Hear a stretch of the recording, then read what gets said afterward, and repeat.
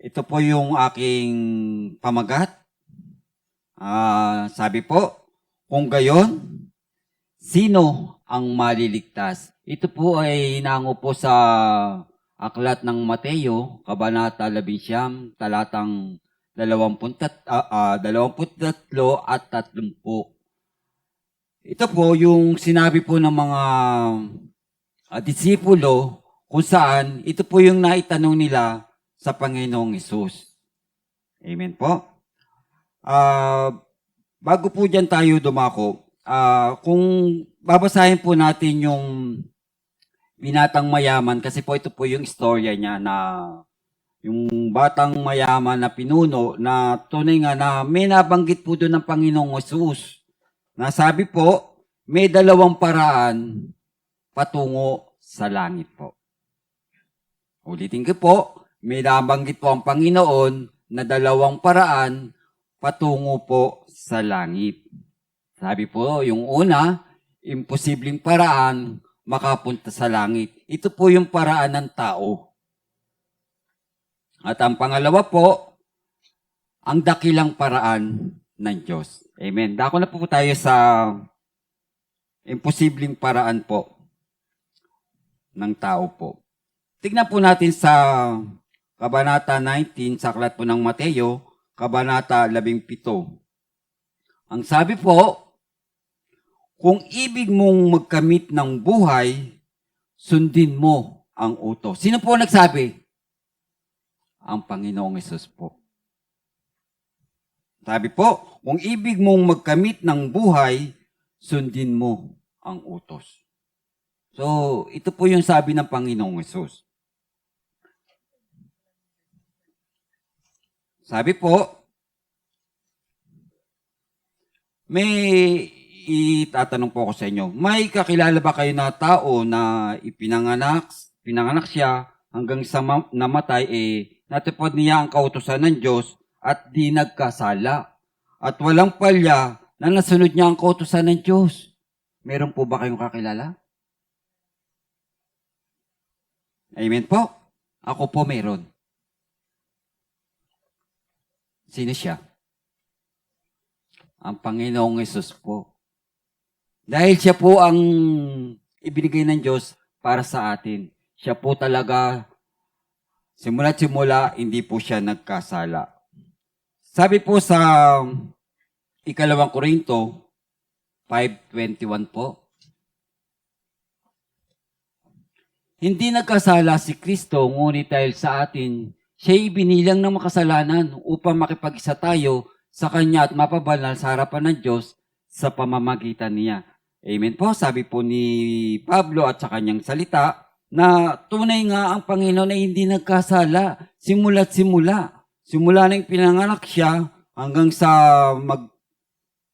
ano siya ng kanyang ministeryo, hanggang sa mamatay siya, ibinigay niya ang kanyang buhay para masunod po ang kalooban ng Diyos. Natunay nga, ito po yung pamamaraan ng Panginoon ng tao para tayo po ay makapunta sa langit. Dako po na po tayo sa pangalawa, ang dakilang paraan ng Diyos. Amen po. Sa Mateo 19:21 po. Kung ibig mong maging ganap, umayo ka, ipagbili mo ang iyong ari-arian, ipamahagi sa mga dukha ang pinagbilhan. Kapag ginawa mo yan, magkakaroon ka ng kayamanan sa langit, pagkatapos bumalik ka at sumunod sa akin. Amen po. Ito po yung dakilang paraan ng Diyos. Ano ba ang sinasabi ng Panginoong Hesus dito? Sa batang mayaman na pinuno, sabi, kung ibig mo magkamit ng buhay, sundin mo ang utos. At sabi po sa pangalawa, humayo ka, ipagbili mo yung ari-arian at ipamahagi sa mga dukha ang pinagbilihan. Kapag ginawa mo yan, magkakaroon ka ng kayamanan sa langit, pagkatapos bumalik ka at sumunod sa akin. Amen po. Kung iano po natin ang mga alagad po ng Panginoon sa Kristo, kung paano tinawag, sabi nga, come and follow me. Nung tinawag po si Pedro, ng Panginoong Yesus. Iniwan niya kung anong meron siya at sumunod siya sa Panginoon. Iyon ang gusto ng Panginoong Yesus. Iyan ang gagawin natin bilang isang mga Kristiyano. Kung paano po tayo tinawag, iwanan po natin kung ano po ang meron sa atin. At tayo po ay sumunod sa Panginoong Yesus. Amen po. Sabi po sa 1 Timothy 6:17 po. Reminders po para sa mayayaman po. Sabihin mo sa mayayaman na huwag magmataas, huwag silang umasa sa kayamanang di mananatili, kundi sa Diyos na masagana ng kaloob ng lahat ng bagay sa ating ikasisya. Amen po. Sabi nga po, huwag po tayo umasa sa kayamanang walang katiyakan po. Kanino po tayo aasa? Sa Panginoong Yesus po. Amen po. Sinabi ni Pablo kay Timoteo na huwag umasa sa kayamanang walang katiyakan na tunay nga, sabi, kanino po tayo aasa? Sa Panginoong Yesus po. Wala po tayong ibang aasahan. Sabi nga, kung tayo po ay lalapit sa tao, tayo po ay mapapahiya. Pero kung lalapit po tayo sa Panginoon, dalawang kamay niya po tayong tutulungan sa lahat po ng ating pangangailangan. Amen po. Sinabi ng Panginoong Yesus sa batang mayamang pinuno, na ipagbili mo ang iyong ari-arian at sumunod ka sa akin. Nalungkot po yung batang mayaman. Bakit po? Kasi hindi niya po kayang bitawan yung kanyang yaman.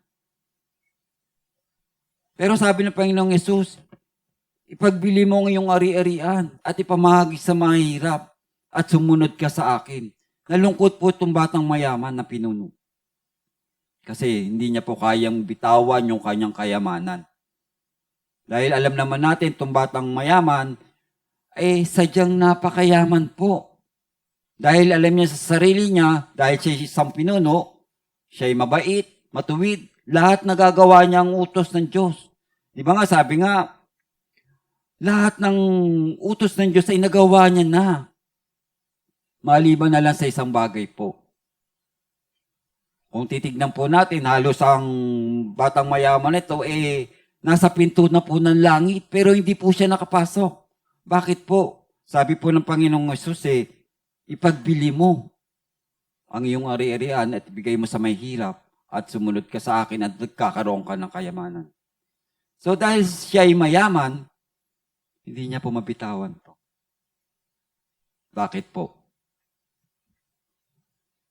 Alam naman natin po na ang mayayaman po marami po yung mabubuting gawa. Marami silang natutulungan. Kaya nga, ang akala nila, maliligtas siya sa mabubuting gawa. Akala nila masusunod niya ang kautusan ng Diyos. Mali po. Mali ang kanyang pag-iisip, yung batang mayaman po. Sa kabila ng lahat ng ginagawa niya, siyempre mayaman po siya. Lahat mabibili niya, lahat magagawa niya, lahat may ibibigay niya, makakatulong siya dahil may pera po siya.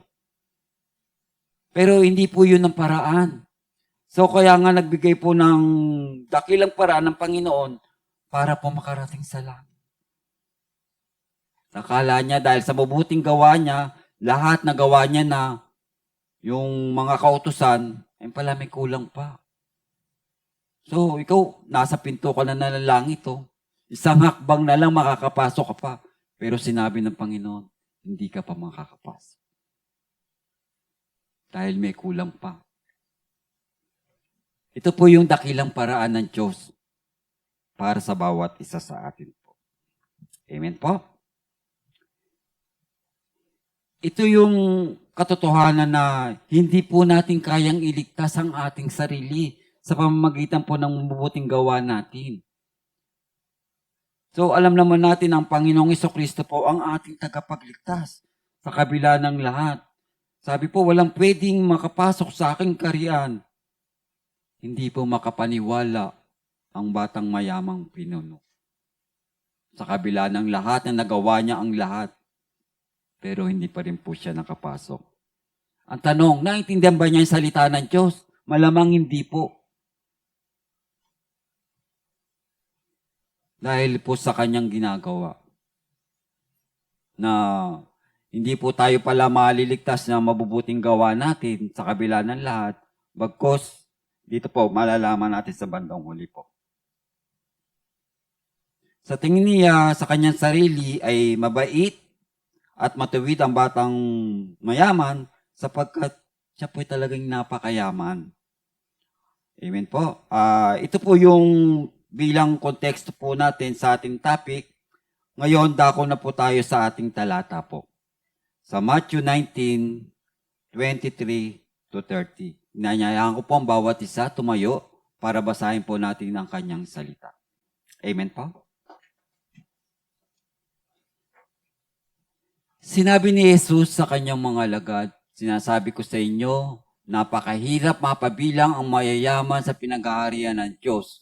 At sinasabi ko rin sa inyo, madali pong makaraan ng kamelyo sa butas ng karayom kaysa pasakop sa paghahari ng Diyos ang isang mayaman. Nagtaka ang mga alagad at narinig ito, kaya naitanong nila kung gayon, sino ang maliligtas? Tinitigan sila ni Jesus at sinabi, hindi ito magagawa ng tao, ngunit magagawa ng Diyos ang lahat ng bagay.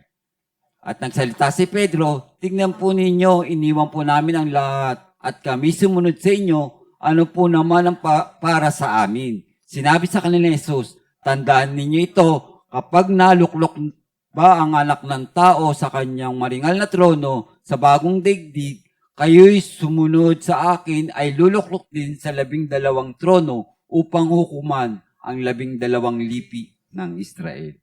At sino man magtiis na iwan ng tahanan, mga kapatid na lalaki at babae, ama, ina, mga anak o mga lupain alang-alang sa akin, ay tatanggap na makaya 100 ibayo at pagkakalooban ng buhay na walang hanggan, ngunit marami ang una na magiging huli at maraming huli na mauna. Let's pray po, tayo po'y manalang.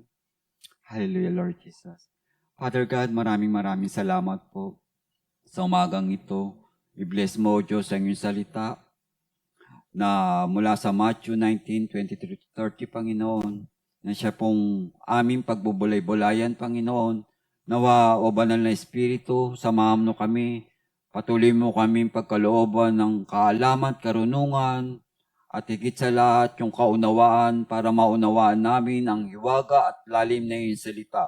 Lord, salamat po, Panginoon, nawa maging kaluguran ito sa iyo at mabigyan ka namin ng kalwalatian, O Diyos, sa kalagitnaan ito at maitaas ang iyong pangalang kataas-taasan. Lord, salamat po, Panginoon, na tunay nga ikaw po ang aming Diyos ng paglilingkuran ngayon, noon pa man, ngayon at magpakailanman. Lord, maraming salamat po. Marapat na sa inyo po ang papurit po salamat, pagdakil at pagulhalhati sa pangalan ni Jesus. Amen. Pwede na po mo po. Hallelujah. May 3 po tayong pag-uusapan po. Ang una po, ang palagi ang kasabihan. Ang pangalawa, ang posibilidad. Ang pangatlo po, ang pangako. Amen po. Dako na po tayo sa unang kasabihan po. Ang palagi ang kasabihan na mula po sa Mateo 19:23-24. Sinasabi ni Jesus sa kanyang mga alagad, sinasabi ko sa inyo, napakahirap mapabilang ang mayayaman sa mga pinag-aharian ng Diyos. 24 po, at sinabi ko rin sa inyo, madali pang makaraan ng kamelyo sa butas ng karayom kaysa pasakop sa paghahari ng Diyos. Amen po. Dito po ay makikita natin ang isang katuruan ng Panginoong Hesus sa kanyang disipulo kung saan ginamit niyang instrumento yung insidente kung saan kausap niya itong batang mayamang pinuno. Ginamit ni Jesus ang okasyong iyon para maipakita sa mga alagad kung gaano kahirap para sa mayayamang tao ang pumasok sa langit. Amen po, na tunay nga, ito po ay ginamit ng Panginoong Hesus, yung salita ng kausap niya yung batang mayaman para magbigay po ng kalakasan sa mga alagad po sa kabila ng lahat. Na sabi nga po, lalo na kung ang tingin mo sa kayamanan mo ay di sa iyo at hindi galing sa Diyos. Dito pinakikita ni Jesus sa kanila na mahirap talaga sa mayaman tao ang pumasok sa langit po. Amen po. Sa ating pong mga buhay, kung tayo po ay may ari-arian, ito po ay hindi po sa atin. Ito po ay sa Panginoon. Huwag po nating ariing ito'y atin sapagkat ito po yung nagbibigay sa atin na masadlak sa kapahamakan sa kabila ng lahat po. Kasi po, sabi nga, mayaman tayo, lahat nasa atin. Pero ano po, nagkakaroon po ng problema. Nung panahon po nila, sila ay mayamang tao, sila'y pinagpala na itunuring ng taong pinagpala dahil sa kanilang kayamanan. Bakit nila nasabi yon? Dahil sila'y nagbibigay ng limos sa pulubi, nagbibigay ng mga pera sa iglesia, at tumutulong sa may hirap na tao. Ito po yung ginagawa ng mayayaman. Na tunay nga, akala sa mabuting gawa nila, na sila po ay maliligtas. So, tama naman po talaga na tumulong sa ating kapwa, maglimos, magbigay sa iglesia, tumulong sa may hirap. Pero, mali pong kaisipan eh. Dahil sa kanilang pag-isip, kung marami kang perang ibinigay, marami kang mabubuting gawa na naipon para makapasok ka sa kaharian ng Diyos. Iyon ang maling pag-aakala nila. Dahil sa akala nila yung ginagawa nilang mabuti, ito na po yung magbibigay ng way para sila'y makapunta sa langit. Mali po. Hindi po yun ang paraan para makapunta sa langit. Kaya nga binigyan po tayo ng dakilang paraan ng Panginoon para malaman natin kung paano po pumunta. Hindi po yung pamamaraan ng tao. Kasi ito po yung pamamaraan ng tao eh. Pero kung susundin po natin yung dakilang paraan ng Diyos para makapunta sa langit, ito po ang nararapat para po sa isang Kristiyano. Sabi nga kung mayaman ka, lalo kang pinagpala. Pinagpala ka kung marami kang mabubuting gawa. Kung marami kang mabubuting gawa, malamang makapasok ka sa langit. Iyan ang maling pagkakaintindi nila sa utos ng Diyos. Amen po. Kaya mahirap po talaga na tayo po ay kulang sa salita ng Diyos. So tayo po tinuturuan niya para maging alisto tayo, para tayo po ay makapasok sa kaharian ng langit. Tandaan po ninyo, ang katuruan ni Jesus ay laging kabaliktaran ng katuruan ng mundong ito. Amen po. Laging kasalungat po. Kasi po alam naman natin ng katuruan sa sanlibutan, imbis na mapabuti ka, mapapahama ka po. Pero ang katuruan ng Panginoong Yesus, ito po yung nagiging guide natin patungo po sa kanyang kaharian. Amen po. Sabi ni Jesus sa kanyang mga alagad, na huwag na nilang isiping maging mayaman pa. Bakit po nasabi? Kasi kung iano po natin yung mga talata ng mayayaman, ito po yung nagiging hadlang para hindi po sila makarating sa langit. Kung marami po ang iyong ari-arian, ay magiging sagabal yan para di ka makapaglingkod sa Panginoong Yesus dahil lagi kang nakatingin sa kayamanan mo. Po. Bakit po? Kasi mas iniisip po natin na magpayaman pa. Di ba po? Dahil mayaman na tayo, lagi tayo nakatiring sa ari-arian natin kasi mamaya may kumuha. Bakit po nasabi ng Panginoong Yesus to? Ito po yung nagiging sagabal bilang isang mayaman para hindi po makapaglingkod sa kanyang ubasan. Dahil lagi na lang po siya nakapokus, nakatingin sa kanyang kayamanan. Isipin po natin, yung kayamanang walang katiyakan, ito po ang nagbubulit sa atin ng kasamaan. Para hindi po makapaglingkod sa kanyang ubasan. Amen po.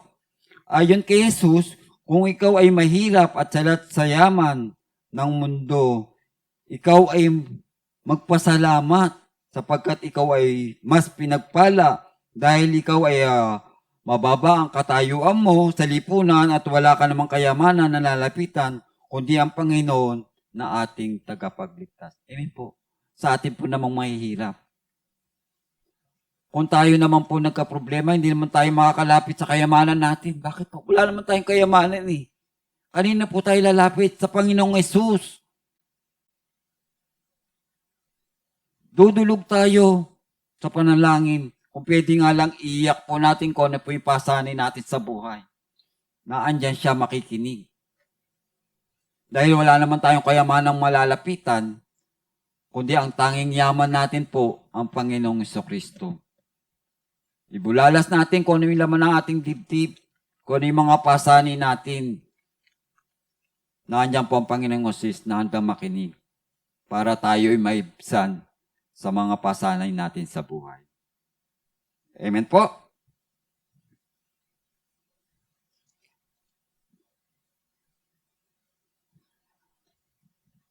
Basahin ko lang muna yung sa 24 po. Matthew 19:24.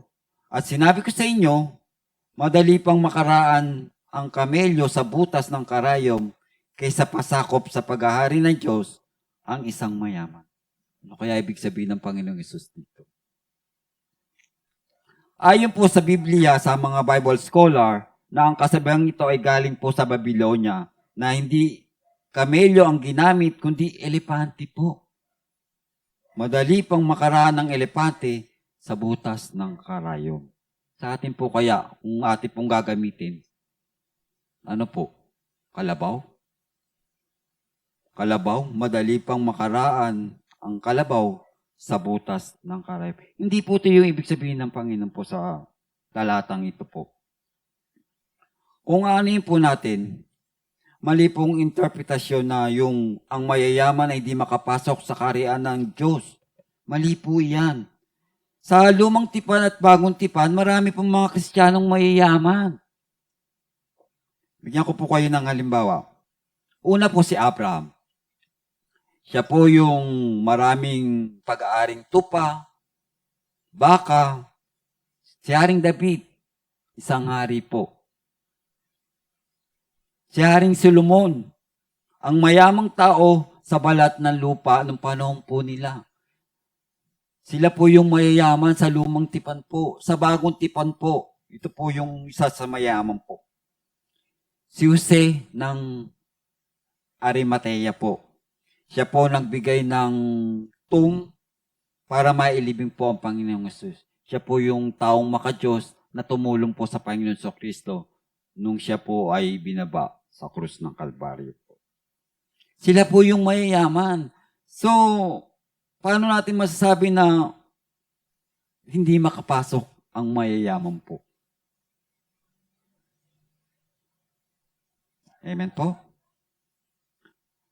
Tignan po natin sa 1 Timothy 6:9-10 po.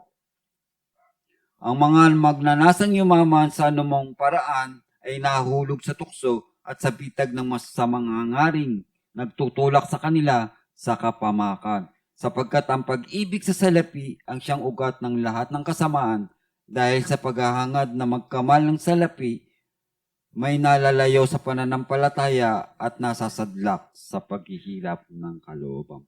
Amen po. Na tunay nga itong yaman, kung meron man tayo, ito po yung nagdadala ng kapamakan. Nagtutulak para tayo po ay mapahamak. Sapagkat ang pag-ibig sa salapi ay siyang ugat ng kasamaan. Ito po yung buhay sa sanlibutan na hindi po dapat nating pamarisan. Kaya po binigyan po tayo ng dakilang paraan ng Panginoon, tinuturuan niya po tayo kung paano po tayo makapunta sa langit. Sa bandang masasagot po natin yung katanungan. Amen? Pangalawa po, ang posibilidad po. Basahin ko po sa Matthew 19, kabanatang 19 po, talatang 25 at 26. Nagtaka ang mga alagad at narinig ito. Kaya't naitanong nila, kung gayon, sino ang maliligtas? Tinitignan sila ni Jesus at sinabi, hindi ito magagawa ng tao, ngunit magagawa ng Diyos. Ang mga tao ay imposibleng di makapasok sa kaharian ng Diyos. Pati tayong mahihirap, lahat tayo ay imposibleng makapasok sa kaharian ng Diyos. Sa kabila po ng lahat.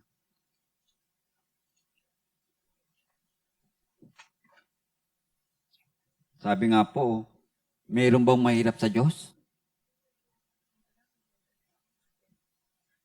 Sabi nga po, sa tao ay imposible, sa Diyos ay posible. Natunay nga na walang mahirap sa Diyos po. Tingnan po natin sa Genesis 18:14 po. Mayroon bang di maaari sa akin? Tulad ng sinasabi, babalik ako sa 1 taon at pagbalik ko'y may anak na siya. Ito po yung ni Sarah. Alam naman natin na si Sarah po yung asawa ni Abraham na siya po ay baog na sabi po ng Panginoon na siya po ay magkakaanak na isang lalaki. Sabi nga, pagbalik niya po, siya po ay babalik at pagbalik niya, magkakaroon na po siya ng isang anak. So, wala na pong mahirap sa Panginoon. Pag sinabi niya, nangyayari po. Bakit po? Dahil sa edad po ni Sarah, siya po ay baog, nagkaroon po siya ng anak. Dahil sa kapangyarihan ng Diyos, nangyari po ang kalooban ng Diyos sa buhay po ni Sarah. Siya po ay nagkaroon ng anak na tinawag po na Isaac sa piling po ni Abraham. So, wala pong mahirap sa Panginoon. Sabi nga po sa Jeremiah 32:17, Yahweh, nilikha mo ang kalangitan at ang sanlibutan sa pamamagitan ng iyong kapangyarihan, walang bagay na mahirap para sa iyo. Amen po. May mahirap pa sa Panginoon? Wala po. Isang salita niya lang, nangyayari. Nilikha niya ang langit, ang sanlibutan, sa pamamagitan ng kanyang kapangyarihan. Walang bagay na mahirap para sa Panginoon po. Amen po? Sabi po sa Lucas 1:37 po, sapagkat walang hindi mangyayari ang Diyos. Sapagkat, sabi nga, pag sinabi ng Diyos, nangyayari po. Sa Diyos ay walang posible, lahat ay posible po. Dahil sa kanyang kapangyarihan, ito po ay nagaganap. Sabi po sa 1 Corinthians 15:1-4 po, ito po yung ebanghelyo na tunay nga ito po yung dakilang paraan ng Diyos na dakilang posibilidad po. Amen po.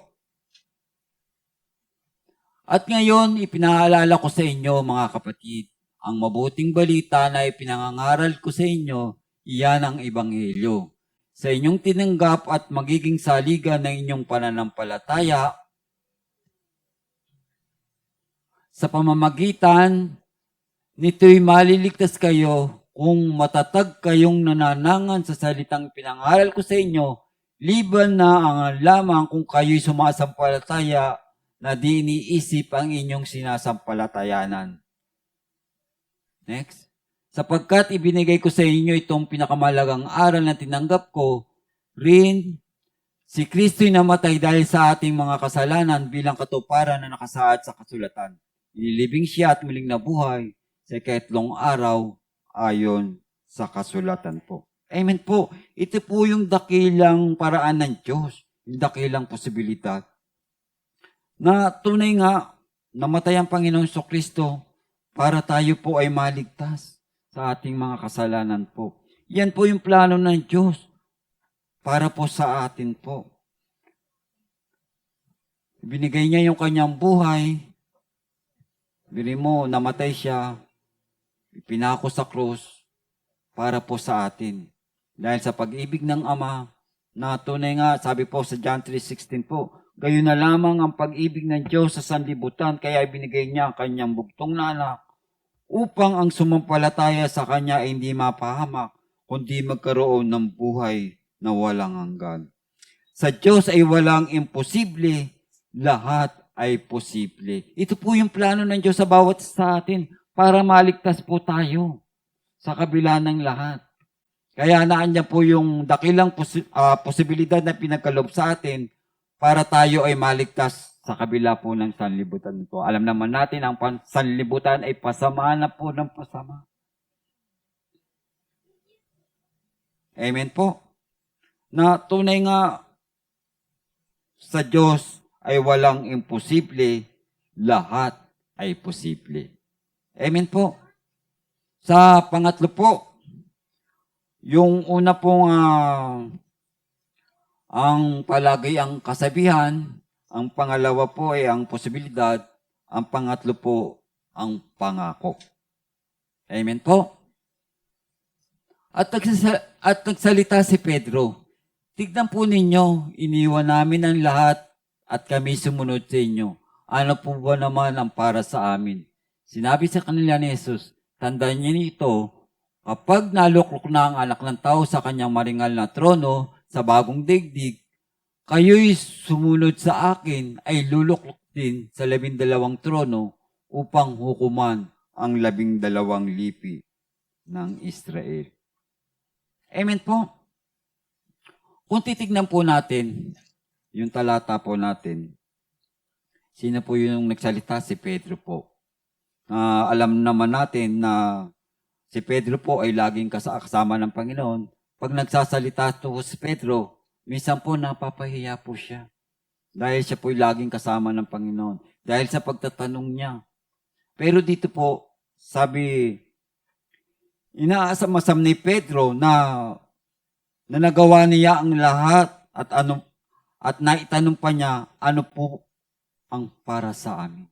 So sa mga alagad po ng Diyos, yung mga kanyang disipulo na alam naman natin na nagawa naman po nilang lahat. Kilalanin po natin kung sino po si Pedro. Si Pedro po ay isang mangingisda. Nung tinawag po ng Panginoong Jesucristo, siya po ay nangingisda. So, nung tinawag siya ng Panginoon, iniwan niya ang lahat. Kung iano po natin na si Pedro ay isang mahirap na tao na hindi naman ganong yung yaman niya halos wala rin naman. Na ano ba ang iniwan ni Pedro nung siya'y tinawag ng Panginoon? Malamang yung bangka niya. Yung lambat, yung kanyang kabuhayan, na alam naman natin na hindi siya makauli ng isda, yung kanyang negosyo. At higit sa lahat po, iniwan niya po yung kanyang pamilya. Pagtawag sa kanya, sumunod siya sa Panginoong Hesus. Ito po yung kailangan bilang isang Kristiyano pag tayo po'y tinawag. Iwanan po natin ang lahat. Amen.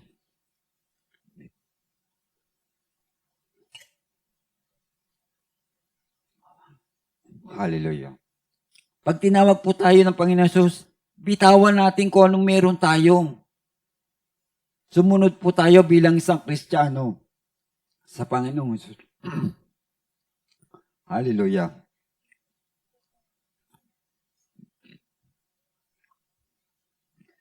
Si Pedro ay lumapit sa Panginoon na may pagmamayabang sa Panginoon. Bakit po? Dahil siya po ay alagad na tunay nga lahat po ng kautusan ay nagawa nila. Na binabanggit po doon sa binatang mayamang pinuno na nasunod nila yung kautusan.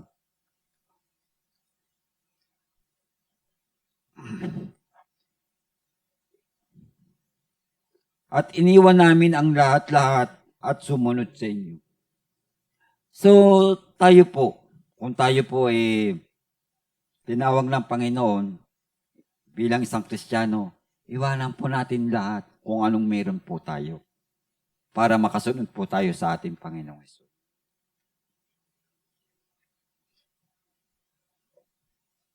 Amen po.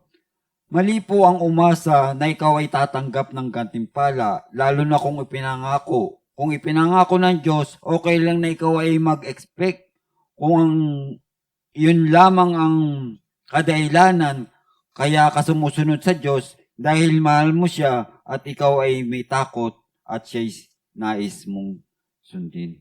Amen po. Sa atin po bilang isang mga Kristiyano, hindi po tayo sumusunod dahil sa gantimpala na ating makakamit sa hinaharap po. Hindi po. Yan po natin na alam naman natin na yung pangako ng Diyos sa atin, maraming pangako po ang Panginoon sa ating mananampalataya po.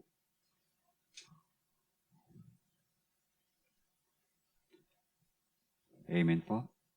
Sabi po sa Matthew 19:28, sinabi sa kanila ni Jesus, tandaan ninyo ito, kapag naluklok na ang anak ng tao sa kanyang maringal na trono sa bagong daigdig, kayo'y sumunod sa akin ay tuluklok din sa 12 trono upang hukuman ang 12 Israel. Amen po. Ipinakikita ni Jesus yung gantimpala sa kanilang tatanggapin para sa hinaharap po. Ito po yung bilang isang tagasunod ng Panginoon Jesucristo, ipinakita na ng Panginoon Jesucristo yung gantimpalang tatanggapin natin sa hinaharap, hindi po yung sa ngayon.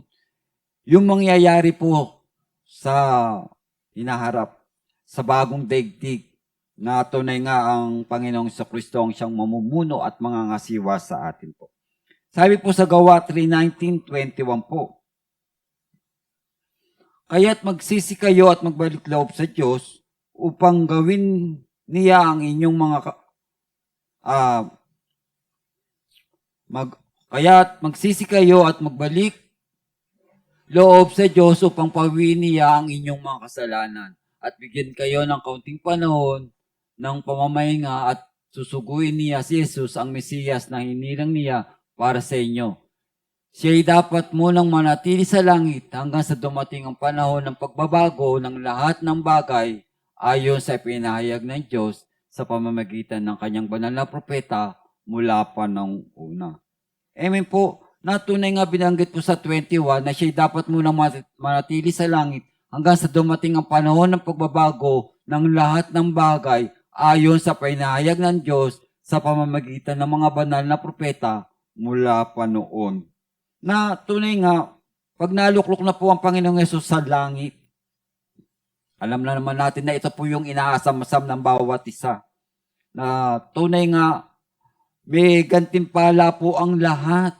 Mayaman ka man o mahirap, sumusunod sa Panginoon, lahat po ay makakatanggap. Lalo na kung ito'y pinangako niya sa bawat Kristiyano na kumikilala po sa ating Panginoong Yesus.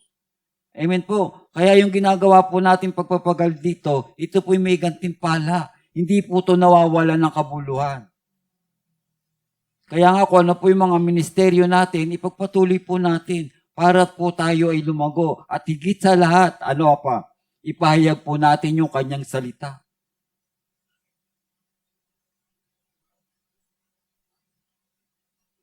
Para meron po tayong maakay na kaluluwa at mailapit sa kanyang harapan po.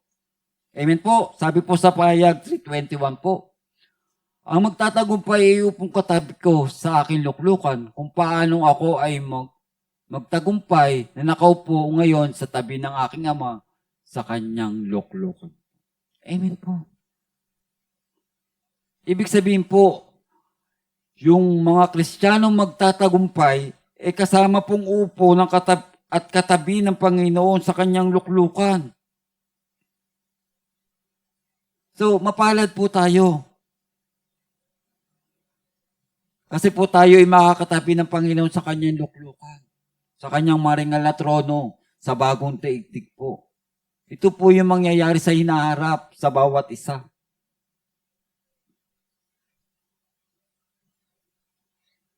Amen po?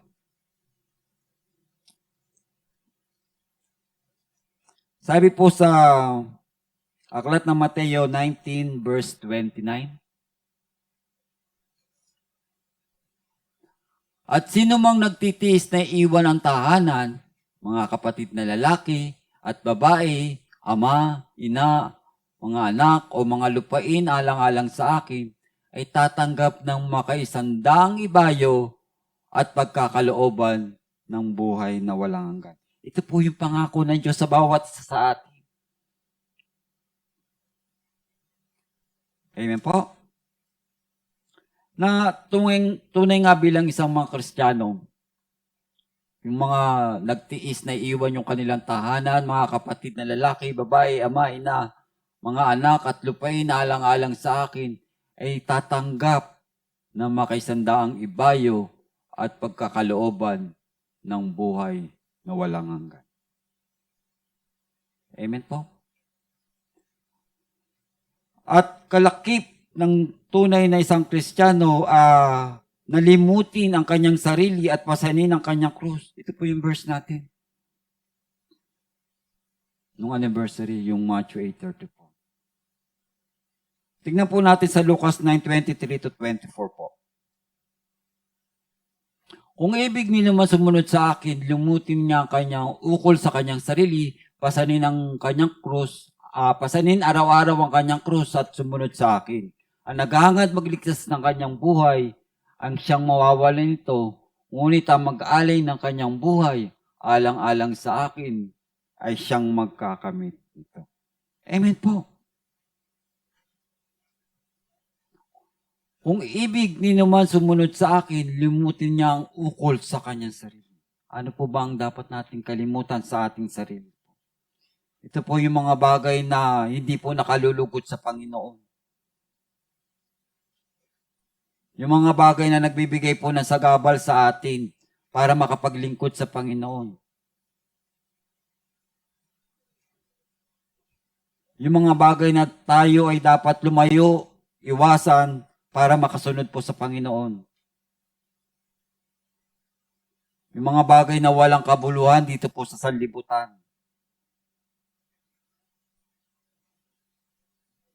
Sabi nga, pasanin araw-araw ang kanyang krus.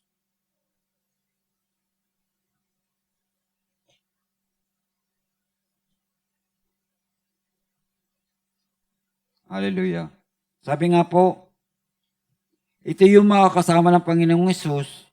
Ito yung mga taong sinuko ang lahat-lahat para sa Panginoon. Nagsuko ng kanyang tahanan, kapatid na lalaki at babae, ama, ina, anak at lupain, pati ang kanyang buhay para sa Panginoong Hesus. So ito po yung kailangan isuko natin. Para tayo po ay makasunod sa kanyang kalooban.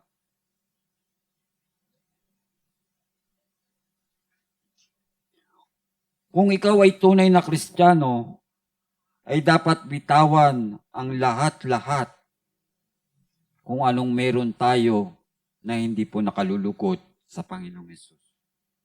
Para tayo makasunod sa kanyang kalooban. Amen?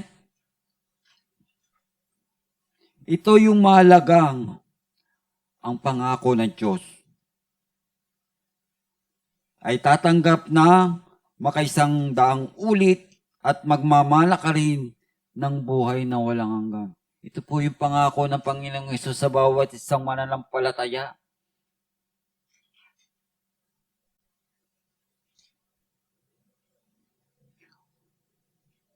Tatanggap ng makaisang daang ulit at magmamala ka rin ng buhay ng walang hanggan. Amen po. Ano pa? Yung pangako ng kaligtasan. Importante yung pangako ng kaligtasan na magkakamit ng buhay na walang hanggan.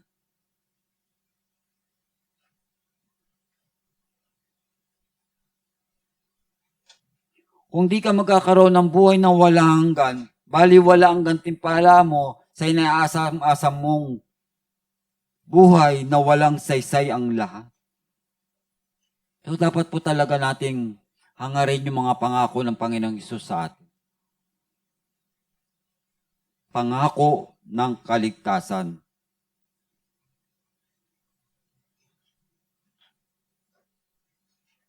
Ang malaga yung pangako ng kaligtasan ay makamit mo ang buhay na walang hanggan. Iyon ang pangako ng kaligtasan na tunay nga itipinagkaloob sa atin ng Panginoong Hesus.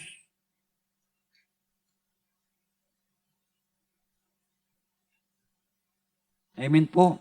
Dapat hindi po tayo malangan sa gantimpalang inaasam-asam natin. Ang iyan po natin yung pangako ng kaligtasan. Yung pangako ng Diyos na ibibigay sa atin bilang isang mananampalataya, bilang isang Kristiyanong sumusunod sa kanyang kalooban.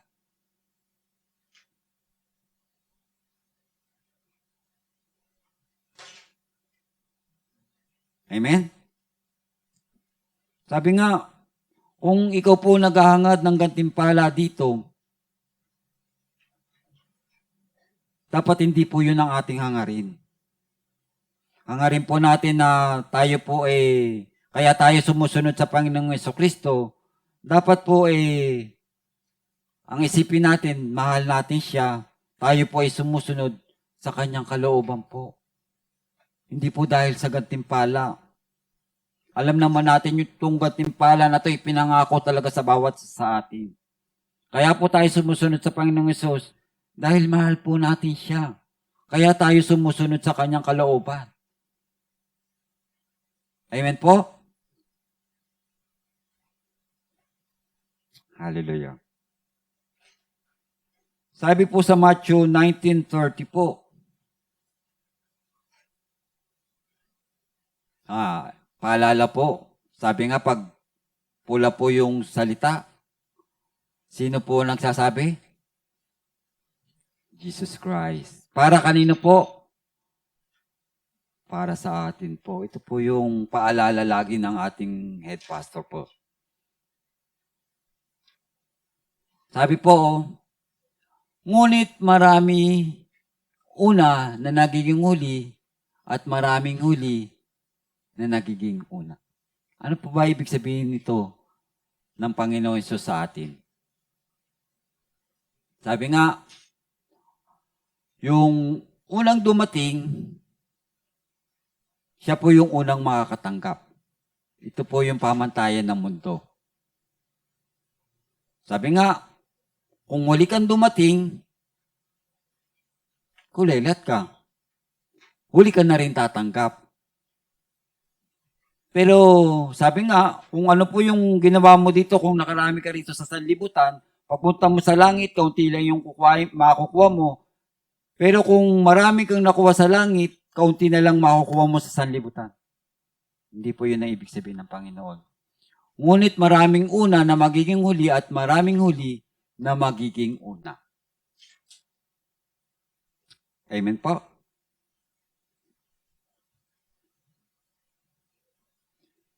Hindi po ito yung konteksto ng gantimpala, kundi sa kaligtasan po. Yun po ang ibig sabihin ng ngunit marami ang una na magiging huli at maraming huli na magiging una. Ulitin ko po, hindi ito konteksto ng gantimpala, kundi sa kaligtasan po. Ang lahat ng tao pagdating sa kaligtasan ay pantay-pantay. Ulitin ko, ang lahat ng tao pagdating sa kaligtasan, pantay-pantay. Walang mahirap, walang mayaman, walang apa. Pagdating sa kaligtasan, pantay-pantay po ang lahat ng tao. Amen po. O titignan po natin si Joseph the Dreamer po. Siya po ay mula nung bata pa siya po ay nakakilala na sa Panginoon. Yung pangalawa po, si Nicodemo, sa gitna ng kanyang buhay, siya po ay nakakilala sa Panginoon. Alam naman natin ang buhay ni Nicodemo, siya po yung high priest po noong kapanahonan niya. Dahil alam niya po yung kautusan, nakakilala po siya sa Panginoon. Amen po. Yung pangatlo po, yung magnanakaw po. Ito po yung kasama ng Panginoon Kristo na ipinako sa krus ng Kalbaryo. Siya po yung nasa kaliwa. Dahil sa kanyang kahuli-huli ng kanyang buhay, siya ay tumanggap sa Panginoon.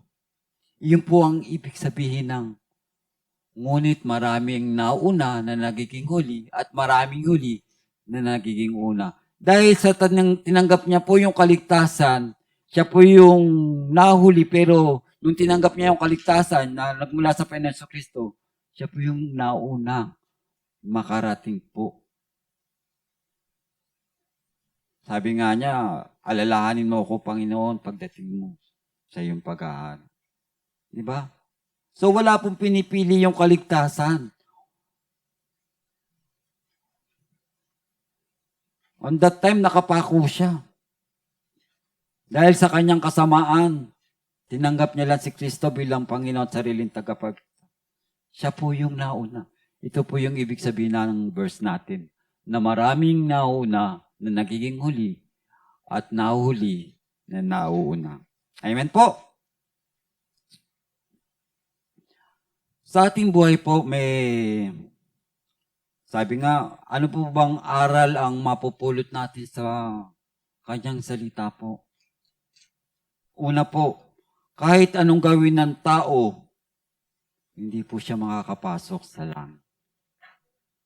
Dahil po sa pamamaraan ng tao, hindi po siya makakapasok. Pangalawa po, hindi natin kayang sundin ang kanyang utos na walang palya. Tanging ang Panginoong Yesus lamang po makakagawa nito. Sa atin po bilang isang mga Kristiyano na tinawag, pinili, hinilang ng Panginoon, naisuko nyo na ba ang mga bagay na dapat nyong isuko sa Panginoon?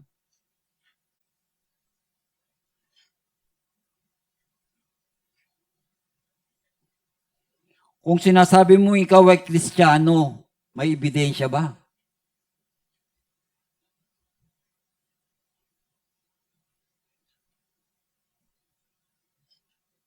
Naisuko mo na ba ang lahat-lahat para sa Panginoong Yesus?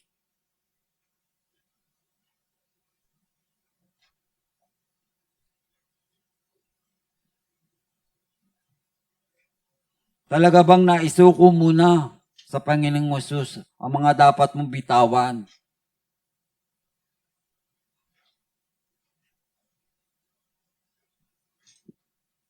Yung paborito mong kasalanan, naisuko mo na ba?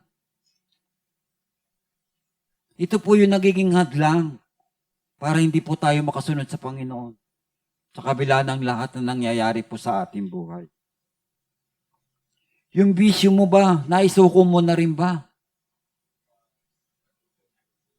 Ito po yung pagbulay-bulayan po natin sa atin, mga buhay po. Sa ating trabaho po, na hindi po nakalulugot sa ating Panginoong Hesus, naisuko mo na ba?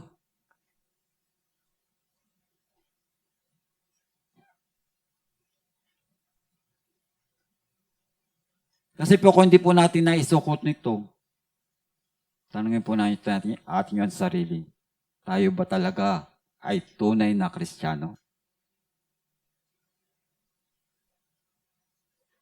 So ito po yung way na dapat nating isuko, isirender natin yung mga bagay na hindi nakalulugot sa atin para makasunod po tayo sa kalooban ng Diyos. Sabi nga sa verse natin sa Mark 8:34, deny yourself, take up your cross, and follow me. Para makasunod po tayo sa Panginoon. Kasi kung may dalahin po tayo, hindi po tayo makakasunod.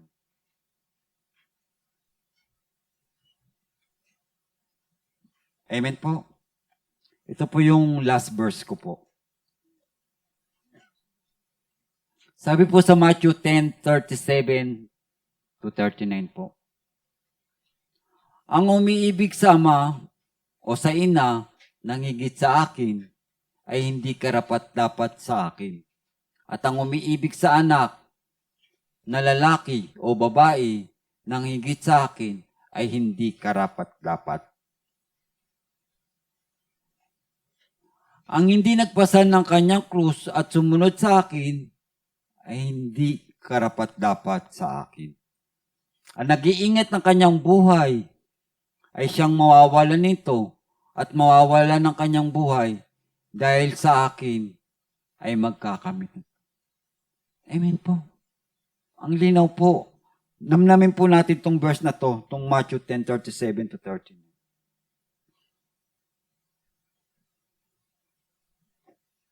Ang umiibig sa ama o sa ina ay ang higit sa akin ay hindi karapat-dapat sa akin. Ang umiibig sa anak na lalaki, babae, nang higit sa akin ay hindi karapat-dapat sa akin. Ang nagpasan ng kanyang krus at sumunod sa akin ay hindi karapat-dapat sa akin. Ang nag-iingat ng kanyang buhay ay siyang mawawala nito at ang mawawala ng kanyang buhay dahil sa akin ay siyang magkakamit. Amen po. Let's pray po. Hallelujah, Lord Jesus. Father God, maraming salamat po sa iyong salita. Sa Matthew, Panginoon, 19:23 to 30, patuloy mong pagpalain, O Diyos, ang nakakinig nito, Panginoon. Itanim mo sa aming mga puso ang iyong salita na tunay nga ito'y maging kagapay namin sa araw-araw na aming pamumuhay. Salamat, O Diyos, nawa nabigyan ka namin ng kalukuran, ng kalwalatian, na itaas ka namin, O Diyos, sa kalagitnaan ito, sapagkat ito yung iyong salita, buhay at makapangyarihan sa lahat. Salamat, Panginoon, dahil sa iyong buhay na ibinubo sa krus ng Kalbaryo, 2,000 taon na nakararaan, Panginoon, na niyurakan, Panginoon, ang iyong katawan at ibinubo ang dugo para sa aming mga kasalanan. Lord, salamat po sa iyong ginawa para sa amin, para kami ay maligtas, Panginoon. Salamat sa iyong buhay na pinagkaloob mo, Panginoon. Dahil sa iyong Ama, ikaw po ay sumunod. At higit sa lahat, Panginoon, salamat po sa iyong ginawa sa krus ng Kalbaryo. Na tunay nga, Panginoon, ikaw po yung mabigyan namin ng kalukuran, Panginoon, ng kalwalatian sa araw nito at maitaas sa iyong dakilang pangalan. Lord, maraming salamat po sa iyong salita. Pagpalain mo, O Diyos, ang bawat isa na nakarinig na iyong salita at taglayin nila, Panginoon, ang iyong salita. Itanim mo sa kanilang puso, sa kanilang isipan, Panginoon, na magbibigay po ng kalakasan sa kabila ng lahat po na nangyayari sa sanlibutan. Lord, maraming salamat po, O Banal na Espiritu, sa pagsama mo sa amin, na pinagkalooban mo kami ng wisdom at knowledge and understanding, Panginoon, sa iyong salita. Salamat po, Panginoon. Tunay nga, ikaw po ang aming papupurihan, pasasalamatan, nadakilain tuwalatin, O Diyos, sa aming mga buhay.